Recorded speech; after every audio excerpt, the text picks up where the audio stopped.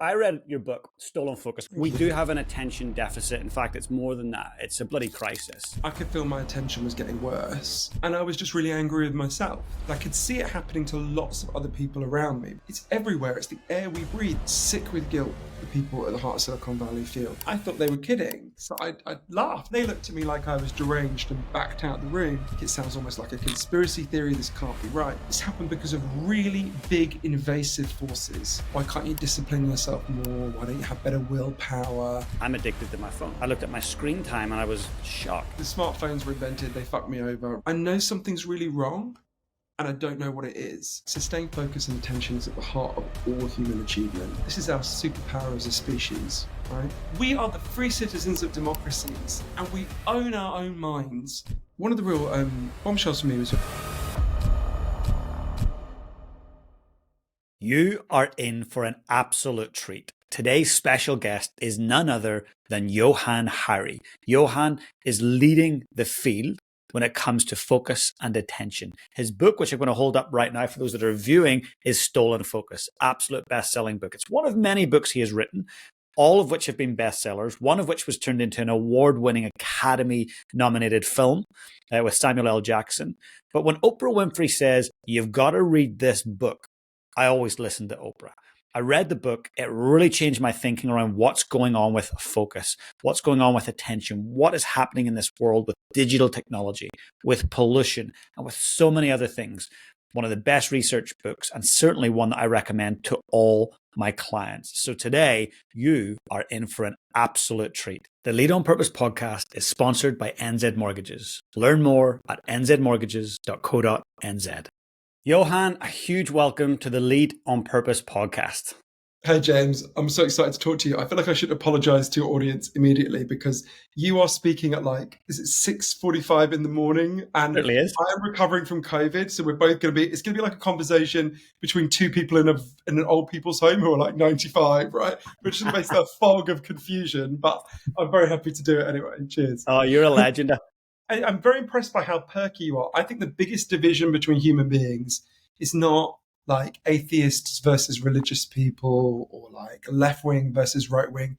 It's morning people versus everyone else. And I will never understand morning people as long as I live, right? So you obviously are coherent. I'm a morning person. I'm that awful guy that's happy to get up at 4:30 and get on with it. Fuck me. Wow. You're obviously the late night owl. Oh my God. I recently read a biography of Elvis that said that in the last year of his life, he had a doctor who would come and inject caffeine directly into his veins every morning. And I was like, I need that doctor. And my friend was like, yeah, what happened to Elvis next, Johan? I was like, yeah, good point. Didn't work out. Don't do that, Johan. I bet he was productive in that last year, though. Hell yes, he was. We're actually going to talk about Elvis in just a bit, I imagine. Yes. He's going to feature. So, look, I read your book, Stolen Focus. I'm going to hold it up for those that are watching. Amazing book. I've read it 2 or 3 times, and every time I'm on a stage, I recommend this book because we do have an attention deficit. In fact, it's more than that. It's a bloody crisis. And Stolen Focus, the title, it suggests that focus has been taken from us. And that to me in itself is very interesting. So that's what made me lift the book like, oh, it's not just me being worse at focusing. Actually, something is being taken from me. So what actually inspired you in the first place to want to write Stolen Focus? Yeah, I think the way you frame that is really important because, like you, I could feel my attention was getting worse, and I was just really angry with myself. I was like, "Oh fuck, why can't you discipline yourself more? Why don't you have better willpower? Pull yourself together?" I thought it was a problem with me, and I also was kind of conflicted because I could see it happening to lots of other people around me, right? I was kind of a bit torn about it, a bit conflicted. And there was a moment when I really realized I needed to research and investigate this. So I've got a godson, I call him Adam in the book, that's not his real name, who, when he was 9, he developed a brief and unbelievably cute obsession with Elvis Presley. And the reason it was so cute is he seemed to genuinely not know that impersonating Elvis had become a kind of cheesy cliche. I think he was the last person in the history of the world to do a totally sincere version of Jailhouse Rock. And every night when I would tuck him into bed, he got me to tell him the story of Elvis's life over and over again. obviously I skipped over the bit at the end where he dies on the toilet. And one night I mentioned Graceland, where Elvis lived. And his whole face lit up and he said, "What you mean?" Because I'd mentioned that people go there. So do you mean people could go there to visit? And I said, "Yeah." And he said, "Johan, will you take me to Graceland one day?" And I said, "Sure," the way you do with 9-year-olds, knowing like next week he'll want to go to Legoland or the North Pole or whatever. And he said, "No, do you really swear one day you'll take me to Graceland?" And I said, "I absolutely promise." And I didn't think of that moment again for 10 years until so many things had gone wrong. So when he was 15, he dropped out of school. And by the time he was 19, this will sound like hyperbole, it's not. He was spending almost literally every waking moment alternating between his iPad, his iPhone, his laptop. And his life was just this blur of WhatsApp, YouTube, porn.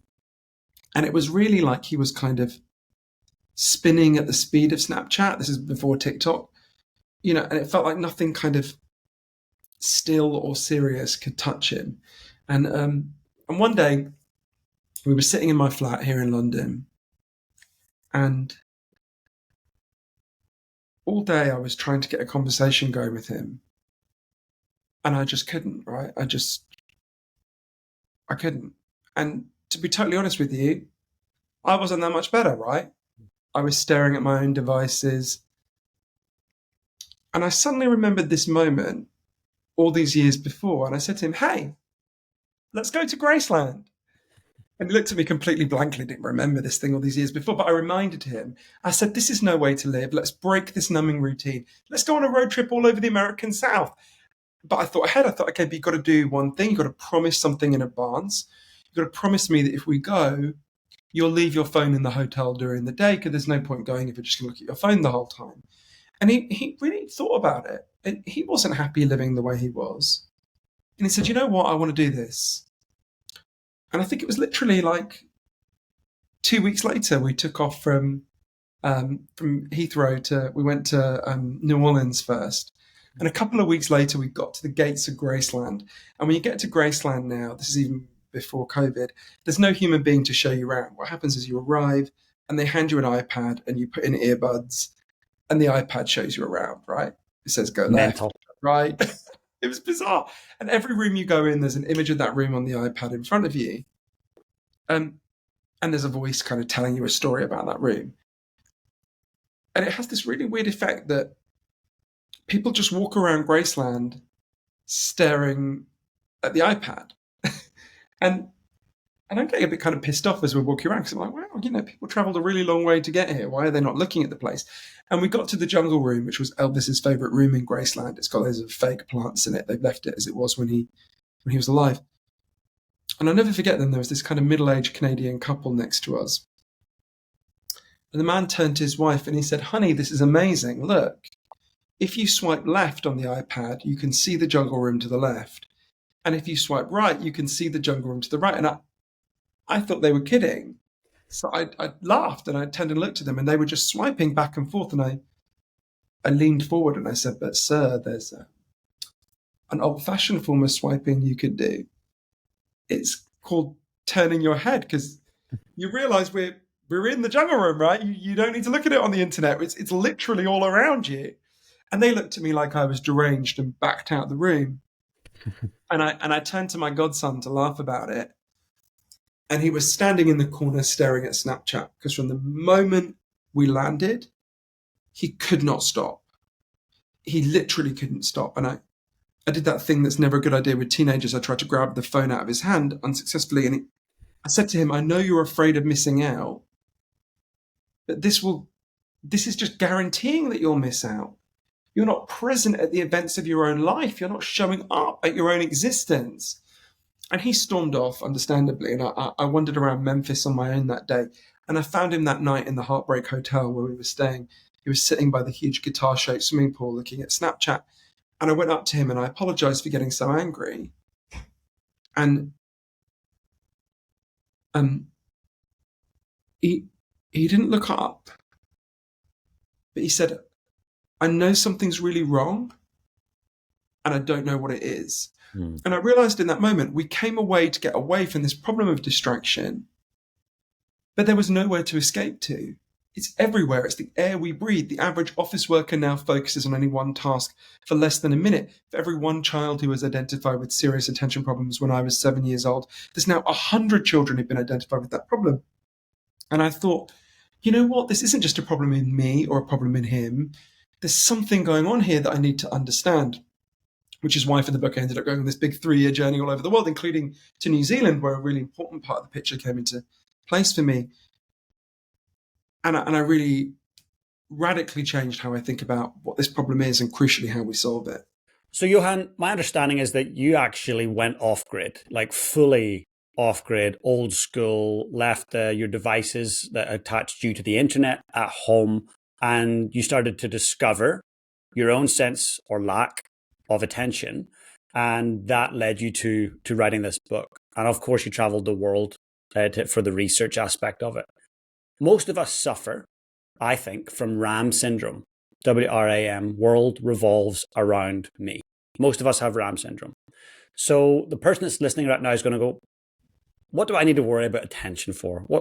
What's this? What's in it for me? So when you think about the everyday human, what's the costs involved for letting our attention diminish? I would say to anyone listening, think about anything you've ever achieved in your life that you're proud of, whether it's starting a business, being a good parent, learning to play the guitar, whatever it is. That thing that you're proud of required a huge amount of sustained focus and attention. In fact, sustained focus and attention is at the heart of all human achievement.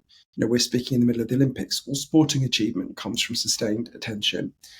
But really all achievement, artistic achievement, business achievement, cultural achievement, just emotional achievement, being a good friend, being a good partner, being a good parent, it all comes from the ability to sustain your focus and attention. This is our superpower as a species, right? And the evidence is very clear that when your ability to focus and pay attention deteriorates, your ability to achieve your goals deteriorates, your ability to solve your problems deteriorates.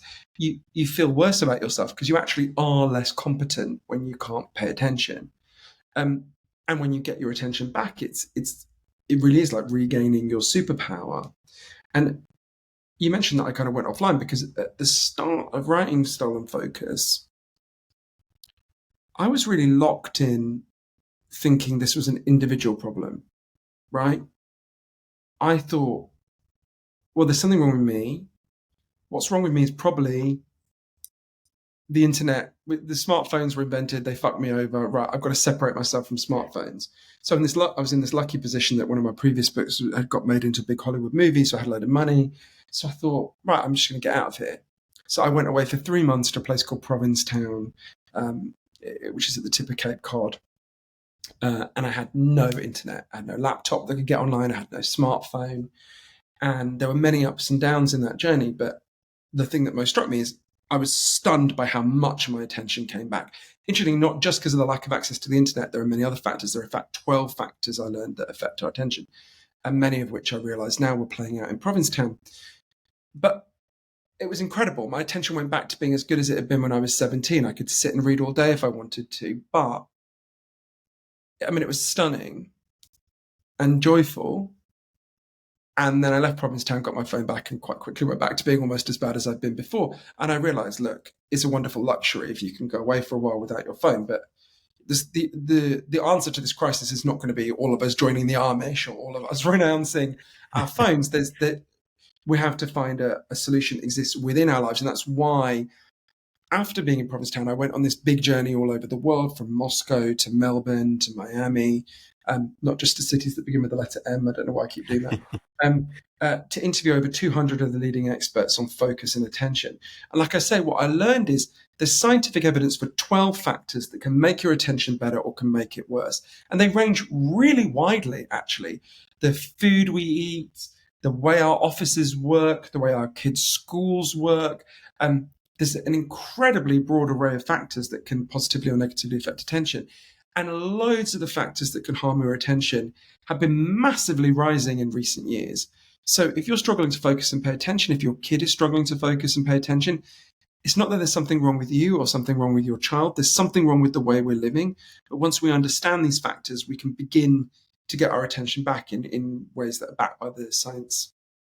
Yeah, and what I just really loved about the book is that you literally sat down with the who's who, the world's best researchers, Mihai Csikszentmihalyi, the godfather of flow.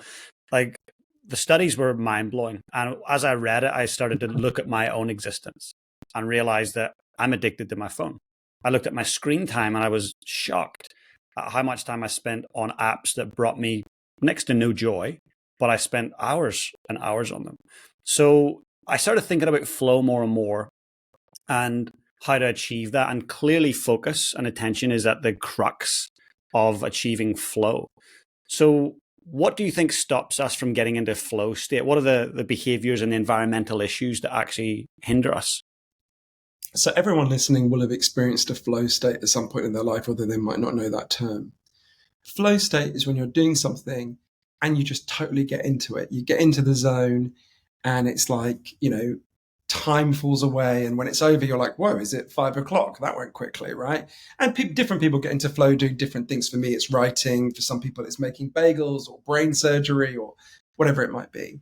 The way one rock climber put it is when you're climbing a rock and you get into flow, it's like you are the rock you're climbing, right? Mm. And you mentioned Mihaly Csikszentmihalyi. I'm so glad I learned how to say that. It took me a long time, so I'm going to keep saying it. Csikszentmihalyi, who was the scientist, an absolutely extraordinary scientist who coined the phrase flow states and spent 60 years studying them. And I actually did, sadly, the last interview he ever did because he died shortly afterwards. Wow. And Professor Csikszentmihalyi discovered a huge amount of things about flow, enormous number, but I think there's three core things that answer your question. And flow is really important for understanding attention because flow is both the deepest form of attention human beings can provide. And once you get into it, it's the easiest form of attention to provide. It's not an effort. It's not like, if you said to me now, I was supposed to memorize facts about the Civil War or something. So obviously I wanted to understand if this is a gusher of attention that exists within all of us, where do you drill to get it? How do you get it, right? And like I say, discovered many things, but I think the core is anyone listening, if you want to maximize your chances of getting into flow, there's no guarantee, but you can really increase the odds by doing three things. Firstly, you need to set aside a significant amount of time to do one thing. If you're trying to do 2, 3, 4, 5 things at the same time, you'll never get into flow. Secondly, you need to make sure that goal you're trying to pursue is meaningful to you, right? Attention evolved to attach to meaning. The more meaningful something is to you, the more likely you are to flow into it. We can come back to that if you like. And the third way, when I first learned it, to me anyway, a bit counterintuitive. It helps if you push yourself to the edge of your abilities, but not beyond them. So let's imagine that you're a medium talent rock climber. You don't want to just try and climb over your garden wall. That's too easy. You won't get into flow. Equally, you don't want to suddenly try and climb Mount Everest. It's too much. You'll be overwhelmed. You want to climb a slightly higher and harder rock face than the one you did last time. So if you do these three things, set aside a significant amount of time to do one thing, make sure it's a meaningful goal, and push yourself to the edge of your abilities, because flow begins at the edge of your comfort zone, you hugely increase your chance of doing that. But even as I say that, let's go to hurdle one. Set aside a significant amount of time to do one thing, right? Most of us fall hurdle one, right? We're constantly interrupted. I can go to more stats and evidence about this, but the average Fortune 500 CEO only gets 28 minutes a day to himself to think or herself to think, right? And the Fortune 500 CEOs don't mind the rest of us, right? So we live in an environment that's actually designed to constantly interrupt us. I can explain why. And so even at hurdle one, we're falling down on that deepest form of attention. Yeah, 100% get it. And I want us to think a minute, like one thing that blew me away was this idea that Stanford has essentially a human persuasive lab that they want to understand how to persuade humans to do certain things, essentially manipulate us is how I read it. So tell us a little bit more about the distractions around us that we kind of just go, it's a reminder, it's a notification. What's the detail behind that? Why do we have those things and what does it do to our focus? of all the facts I learned for the book, the one that most haunts me is one that was discovered by Professor Michael Posner at the University of Oregon. And there's lots of haunting facts, but this was the most haunting. He discovered if you're interrupted by something as simple as a text message, it takes you on average 23 minutes to get back to the level of focus you had before you were interrupted. So, for example, I'm talking to you now, but behind my laptop is my phone, right? Now, when you're asking me a question, I could just glance at my phone for a second if I wanted to, right? There's a little bit of me that would think, oh, just take me 3 seconds to glance at my phone. It's not much, 3 seconds. If I could even text back, it would take me, another 5 seconds. It doesn't take you 3 seconds. It takes you 3 seconds plus the 23 minutes it then takes for you to refocus your mind. And I spent a lot of time interviewing kind of people who've studied this. And one of the real bombshells for me was when I went to interview an amazing neuroscientist, one of the leading neuroscientists in the world, a man named Professor Earl Miller, who's at MIT, where I interviewed him. Professor Miller said to me, look, there's one thing you need to understand about the human brain more than anything else. You can only consciously think about 1 or 2 things at a time. That's it. This is a fundamental limitation of the human brain. The human brain has not changed significantly in 40,000 years, and it's not going to change on any time scale we're going to see. But what's happened is we've fallen for a mass delusion. The average teenager now believes they can follow 7 forms of media at the same time, and the rest of us are not far behind them. So what happens is scientists like Professor Miller, scientists all over the world, get people into labs and they get them to think they're doing more than one thing at a time, and they monitor them. And what they discover is always the same. You can't do more than one thing at a time. What you do is you juggle very rapidly between tasks. So you're like, what did you just ask me, James? What is this message on WhatsApp here? What does it say on the news just happened on the TV over there? What is this message on Facebook? What's this new email? Oh, wait, James, what did you just ask me? And that juggling comes with a really big cost. The technical term for it, and this is a term everyone should learn, is the switch cost effect. When you switch between tasks, it comes with a cost. And the cost is really significant. You make more mistakes. You remember less of what you do. You're much less creative.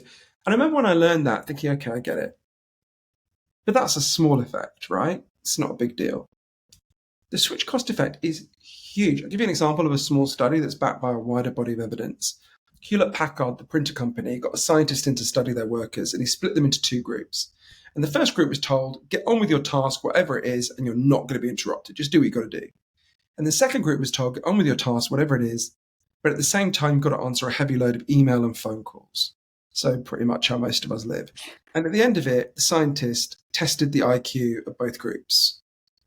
The group that had not been interrupted scored 10 IQ points higher than the group that had. To give you a sense of how big an effect that is, if you or me sat down together now and smoked a fat spliff and got stoned, our IQs in the short term would go down by 5 points. So at least in the short term, being chronically interrupted in the way so many of us are is twice as bad for your intelligence as getting stoned, right? You'd be better off sitting at your desk, doing one thing at a time and smoking a spliff than you would sitting at your desk being constantly interrupted and not smoking a spliff. Now, I don't want anyone to get the wrong idea. Obviously, you'd be better off doing neither.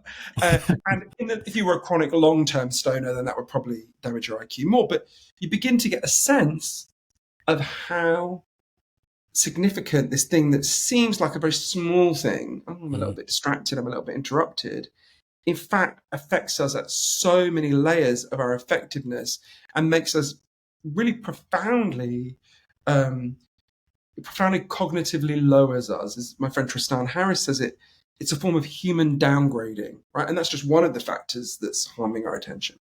And it's quite cunning, actually, when you go back and look at the detail. Some of what they're designing, like infinite scroll, like we think of that as such a great thing, but actually it's quite cunning. The colors that they use on our notification bell, that bright red with Facebook and Instagram, they're doing this because they know at a very subconscious cellular level, we will hit that thing, we will stay hooked. Isn't that right?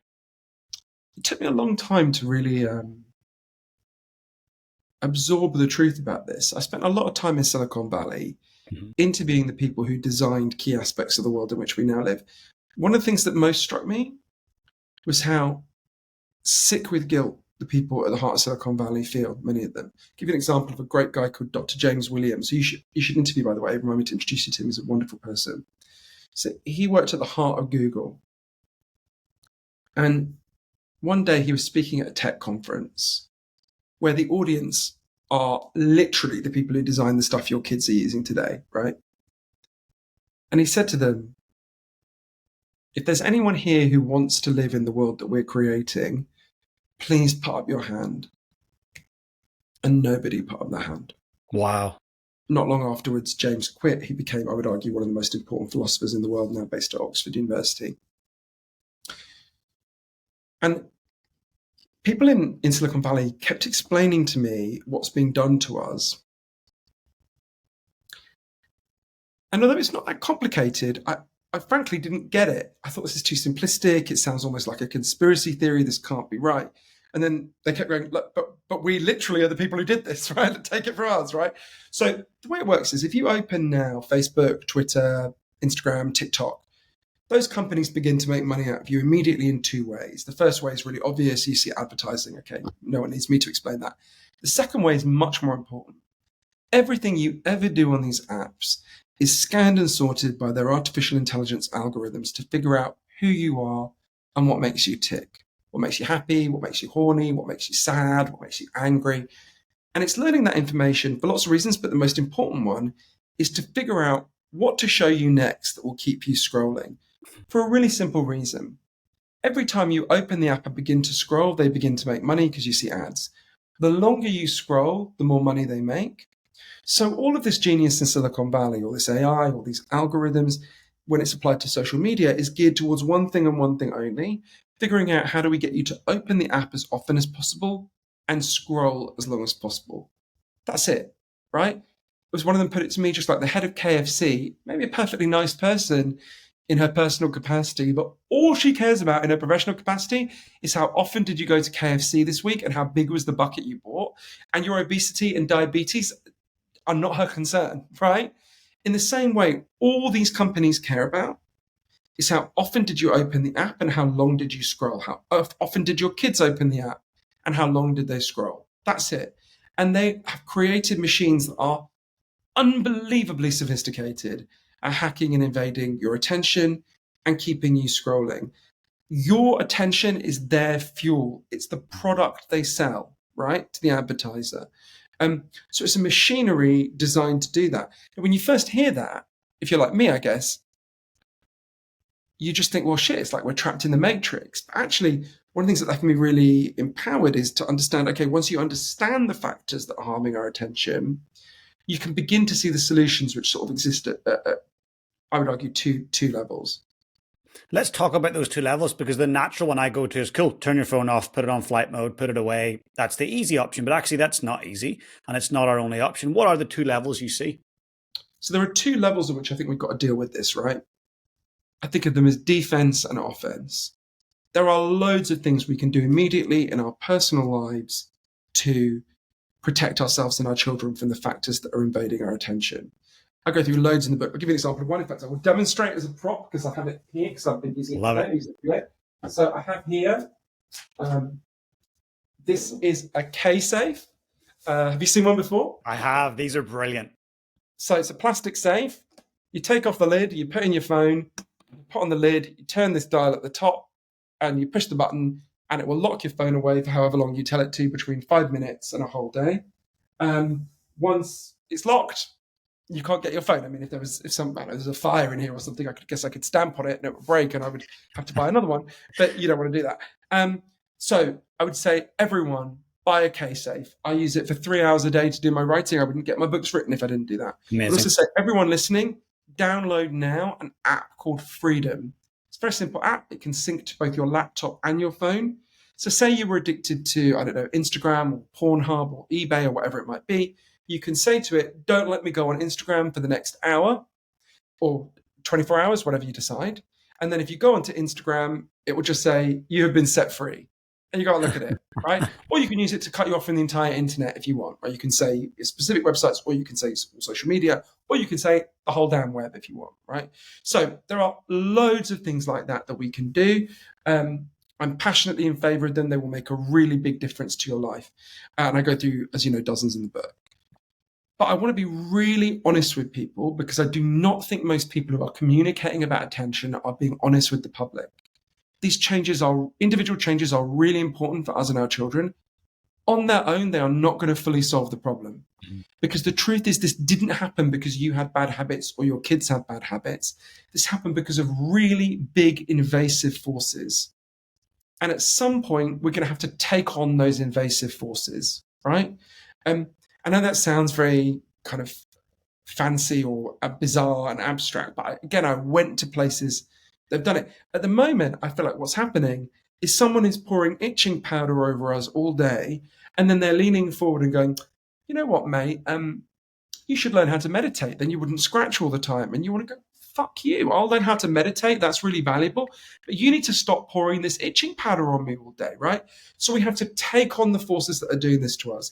And I go through in the book lots of ways in which we can do that with the many factors. The food industry, the way we eat is profoundly negatively affecting our attention. The way our offices work, the way our kids' schools work, the way I mean, there's a huge array of factors that are harming our attention. For each of them, there are both, for almost all of them, there are both defensive and defensive strategies that we can do. And I went to places that have done them, right? Yeah, I really love the depth that you went to. I'm just going to hold the book up again for anybody that's watching. I'm going to just a big call out to everyone. Please go and buy the book. Get a paper copy. There's nothing like actually reading it. Go and support a local bookstore. If you want to, go to Amazon. I'm going to put links down below where you can get it globally. I had a really weird experience in New Zealand in a bookshop in the fantastic Time Out Books in Auckland. I went in. This is only ever happened. Only time this has ever happened to me in any bookshop in the world. I was browsing in Time Out Books, and a woman came in and asked for my book. Said, "Do you have in stock Style and Focus?" And I was like literally like the scene in Annie Hall with Marshall McLuhan. I was able to appear and go, "Well, actually, not only do they have the book, they have the author." That's amazing. Experience, yeah. So I have very fond memories of Auckland for that and many other reasons. Well, we must bring that up as well for a second. You're actually coming down here to Australia and New Zealand. You're doing a tour. It's going to be incredible. I'm going to put a link where people can get their tickets. I have certainly got my ticket. I will be there with bells on. Can't wait. But people need to come and see you, not just for themselves, but for their teams, for their communities, for their children, to understand what attention is all about and how we can actually improve it. So, yeah, as I say, people, please buy the book. The link is below. Get your ticket and come to the event. I will see you there. But Johan, I just want to ask you something about pollution, because there's something very interesting in there. And it was maybe in Canada, they had a study where people who lived within a certain distance, like a very close distance to a main road, had attention issues and deficit issues because of pollution. What was that all about? This is totally fascinating. Of all the 12 factors that I learned about for the book, I think this is the one that I at least saw coming and most surprised me. And actually, some of the really pioneering research on this has been done here in Britain by a brilliant professor called Barbara Marr, who's at Lancaster University. So basically, if you live in any major city, you are exposed to in the world at the moment, you're exposed to a huge amount of air pollution. And that physically affects your brain. So there's many factors, but one thing that happens is if, for example, I'm sitting here in London, which has absolutely terrible air pollution. I mean, it's not as bad as somewhere like Mexico City, but it's bad, right? And so I breathe in, just as a Londoner, I breathe in a lot of, amongst other things, iron just through my nose. And that goes to my brain. And when iron hits your brain, nothing in our evolution prepared us for iron hitting our brains. You get brain inflammation, which is bad for your attention in the short term and absolutely disastrous for your brain health in the long term. In fact, it's one of the reasons why people who live in more polluted places actually have significantly higher rates of dementia, obviously, which is the worst kind of attention problem you can have. There's studies in Madrid, kids in poor neighborhoods, and Madrid and Mexico City, kids in poor neighborhoods had tangles and plaques in their brains like dementia patients, even when they were children, because as a result of the pollution. So yeah, this is a really big issue. Unfortunately, it's the only one of the 12 factors for which there isn't that much you can do individually. I mean, maybe you could, go and move to some rural area, I guess, but that's not realistic for most of us. So that's the one where the only solution is really societal. I mean, you could wear a face mask as well, but and if you can avoid walking by busy roads on your way to work or whatever, do it. But the individual agency there is relatively limited for that. We have to deal with that collectively. And to some degree, we've done that in London. We've got a low emission zone. People get charged more for driving in the city. There are big solutions to that we can do, and obviously the move to electric vehicles is going to have a big effect on that as well. So yeah, that really surprised me. We really need to accelerate the move to electric vehicles for lots of reasons, but that's one of them.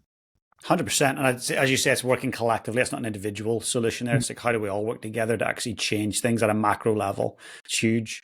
So, Johan, I just want to be... There's a really great historical example for this, and it's true of so many of the factors that affect our attention. So if a lot of people hear this, right? Oh, we need collective solutions. And they're like, yeah, good luck with that, mate.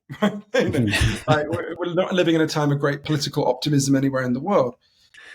When I get pessimistic about that, I think about something that you'll remember, I remember, right? Because you grew up in Britain, but also everyone in New Zealand and Australia will remember. So when we were kids, anyone who's our age will remember, when we were kids, the only form of petrol you could buy was leaded petrol, right? I remember my mum putting it into a red Mini. And it was discovered that exposure to lead is really bad for your brain and particularly bad for children's ability to focus and pay attention, right? And obviously, if it's in the petrol, it got into the fumes, everyone was breathing in an extraordinary amount of lead. So what happened? A group of ordinary mothers, what we used to call housewives at the time, banded together and said, well, why are we allowing this? Why are we allowing these for-profit industries to screw up our kids' brains, right? And it's really important to notice what they didn't say. They didn't say, so let's ban cars, let's get rid of petrol, right? Let's all go back to horse and cart. That's not what they said. Just like none of us are saying, let's ban technology, let's, go back to the world before. That's neither desirable nor possible, right? What they said is, let's get rid of the specific form of petrol that's screwing up our kids' brains and replace it with a form of petrol that isn't going to screw up our kids' brains. So what happened? These mums, they fought like hell for their children. And it followed the classic pattern of all major political movements described by Mahatma Gandhi. First, they ignored them. Then they laughed at them. Then they fought them. Then they won. As everyone listening knows, there's no more leaded petrol. Venezuela just became the last country in the world to get rid of it. As a result, the average child in New Zealand is 5 IQ points higher than they would have been had we not got rid of leaded petrol.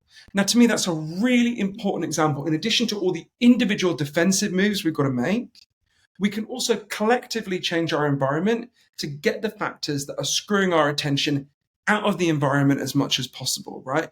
Now, we can do that. I went to places that have begun to do it. In fact, an amazing company in New Zealand that moved to a 4-day week. I spent a lot of time with the CEO, Andrew Barnes, and interviewed everyone in their offices in Rotorua. There's a lot we can do to deal with these deeper structural factors that are harming our attention. We can do it individually and we can do it collectively, and we have to do it, right? But it requires a shift in psychology. We need to stop blaming ourselves and our children and being angry with ourselves and our kids. And we need to start challenging the forces that have done this to us. But it requires us to realize, we are not medieval peasants begging at the court of King Zuckerberg and King Musk for a few little tiny crumbs of attention from their table. We are the free citizens of democracies, and we own our own minds, and we can take them back together if we want to. I'm with you on it. I'm willing to stand and fight because I got a little boy, he's 8, and I'm with you. Let's do this, Johan. I want to make sure that he grows up in a world where he can decide who to be and how to be and where he places his attention. And talking about attention, mine's on the clock right now because I want to be mindful of your time. I know you've got another engagement right after this. So just one last question before we wrap up. If you were to fast forward many years into the future, you are highly aware that it's your very last day here on Earth, and a young person who you love comes into the room and says, Johan, how do I go about leading my life on purpose? What would you say to them? I would tell them a story about someone I know and love. So I'm writing a book. I've been working on it for an insane amount of time, 13 years, about a series of crimes that are happening in Las Vegas. I'm not allowed to talk about it too much because my publisher will taser me, but it's partly about there's many thousands of people who live in the drainage tunnels beneath Las Vegas, homeless people. It's related to that. And one of those people was a man I know called Rob Banghart. So Rob lived in a very deep part of the tunnels for 7 years. He was known as Hobo Santa because he had a big beard and he used to go and steal stuff and hand it out to everyone in the tunnels. And one day something terrible happened to Rob. He was he was a kind of low-level dealer, and there was a gang who were known as the Cubans who thought he was dealing on their patch. So they lured him to an area near the train tracks, and they hit him in the head with an axe, and they broke his skull open, and they dragged him and left his body on the train tracks for the train to run over. And fortunately, someone found Rob, and he didn't die. And he was in hospital for 9 months. And when he left, he went to work for a charity, an incredible charity called Shine a Light, it's a charity run by people who used to live in the tunnels, who go back to help the people in the tunnels, to give them supplies like water and food and sanitary towels and so on, but also help them get out if they want rehab, if they want other things. And one day, I spent a huge amount of time with Rob, and one day, Rob got word that his friend Pickett had died. Pickett used to live in the tunnel with him, and Pickett had overdosed. So we went to Pickett, the tunnel they used to live in, and it was really weird. All of Pickett's stuff was still there. They'd taken his body away, but all his stuff was still there. And a woman came along who I hadn't met before, and Rob hugged her, and it was clear they both knew Pickett, and they kind of cried. And they talked for a while. And then Rob said, he brought some supplies to hand out to people. He gave her some stuff, and he said, "Oh, who's in the next tunnel down?" And she said, "Oh, you don't want to go there." And he said, "Oh, why? Who is it?" And she named some people I'd never heard of. And he said, "No, I'll go and give it to them." I didn't really think about it very much. Anyway, a couple of days later, I asked Rob, "What was that? What was she talking about? Who were those people?" He said, just in his very downbeat way, he said, "They're the people who tried to kill me. They're the people who hit me in the head with an axe." And I was like, "Rob, why did you help them?" And he said, "Well, because they're people like me and you. And they did something wrong. I've done things that are wrong. We've all done things that are wrong. They're still human beings." And I remember, that's an unbelievably high moral bar. Yeah. And not one I could ever meet. But